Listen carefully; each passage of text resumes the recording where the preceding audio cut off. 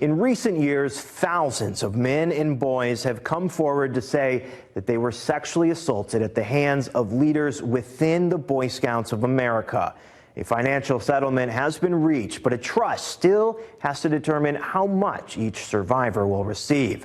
One West Michigan man who suffered years of abuse as a child in the Scouts says legislators here in our state need to act now to preserve the settlement money that they are owed. He would make me sleep in his tent. Nicholas Fish is not holding back. 4 years, it happened every week, every day. He came to the United States from Bulgaria as a child. No parents. Joined Boy Scout Troop 17, East Jordan, Michigan. It just happened right away, like the minute I joined the Boy Scouts. He says the sexual abuse he faced was devastating, damaging, constant. It's affected my whole life.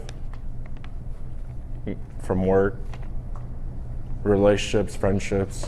Him being the Boy Scout master, he had the power and the authority. During the legal process of the Scouts filing for Chapter 11 bankruptcy protection, a $2.46 billion settlement trust was established. The trust reviews each survivor's claim, detailing how much of the settlement money they will receive. There's hundreds of victims in this state that deserve a voice. Here's the issue and the reason Nicholas decided to share his story with us on television. If a survivor sends in a claim from a state in which there is a statute of limitations on the crime of sexual abuse, they will likely receive less of the settlement. It's not fair that in other states that are passing these legislations, creating these windows of opportunities for victims. Nicholas is urging Michigan lawmakers to pass a package of bills that would remove the statute of limitations for sexual abuse survivors. Like I said, it takes courage to come forward. When asked about this, a rep for Michigan House Speaker Joe Tate told Fox 17, quote, "The Speaker's office is not aware of any introduced legislation having an impact on the Boy Scouts of America settlement." A Republican source inside the State House tells Fox 17, quote, "This decision is completely up to his office right now, so to be honest,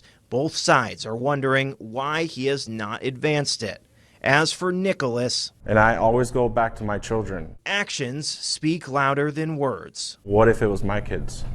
What responsibility and duty do I have? These bills need to be pushed through our legislature by this Friday.